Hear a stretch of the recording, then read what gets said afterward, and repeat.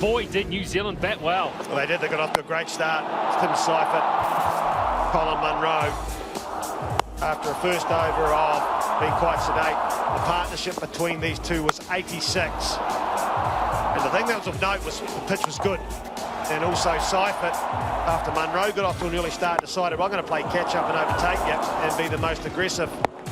Played all around the ground, played spin well, pace well, and picked up 50. Munro tried to go over the top against the spin, fell for 34, just off 20 balls. The job done. It didn't stop Seifert, who was aggressive. 7 fours, 6 sixes for Tim Seifert. And maybe the thought of 100 was on the cards. Along with Kane Williamson, they put on 48. Kane Williamson got his time going, and just when that talk of 100 was on, Khalil knocked out his off stump. Kane Williamson, as I mentioned, got the timing going. He hit 3 sixes. They dropped short, he hit it. Daryl Mitchell on debut. Nearly pulled off a 6, and watch this catch. Brilliant from Dennis Kartik. Made amends for putting one down earlier. Williamson fell pretty much next ball after Mitchell. The New Zealand were teetering on 164. Ross Taylor showed power on the offside and the leg side. Gondo got one that he'd normally put out of the park. He fell for 3. Very good catch. And Ross Taylor, after getting through to 23, just off the 14 balls, fell. And New Zealand wondered whether they'd get that 200. Well, they did, plus more, thanks to Kugelijn.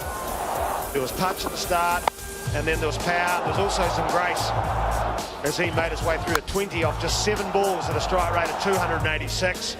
So New Zealand walked off very, very happy.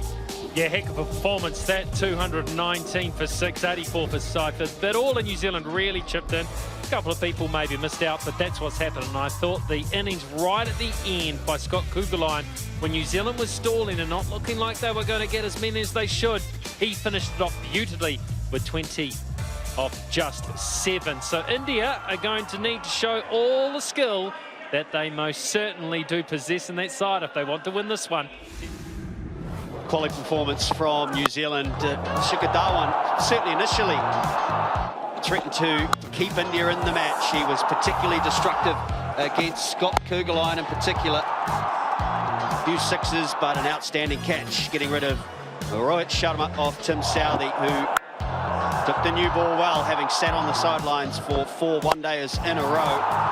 Promotion for Vijay Shankar, who showed us his power and class, but that, the turning point of the innings. 150 kilometres an hour, Shikhar Dhawan blowing away. A few more sixes, 7 in the innings in total. Well short of New Zealand, and Rishabh Pant, the talent, one of the new wonder kids of Indian cricket, unable to get going. 4 off 10 for him. New Zealand's catching was very good. He gave nothing to India. Another example from Tim Southee. There's no hiding in the T20 version anymore. Daryl Mitchell on debut. As Kane Williamson suggested, a little cameo with the bat, bowled well, and then a good outfield catch as well. This was the only partnership India had. It was worth 52. Ronald Pandya along with MS Dhoni. And when that dismissal happened, it was pretty much good night for India. The tail came and went. Brilliant from Seifert, matching the heroics with the bat.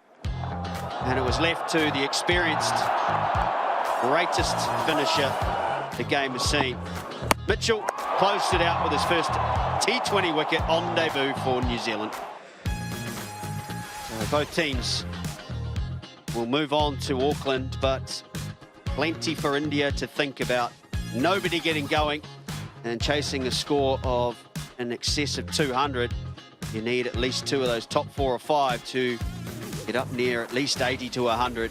All 6 bowlers did the job for New Zealand. Scott Kugelijn expensive. Everybody else picking up wickets and keeping India pretty much out of the run chase from a long way out. So confirm this first T20 international here in Wellington. On the back of Tim Seifert's 84, getting an opportunity up the top with the injury to Martin Guptill.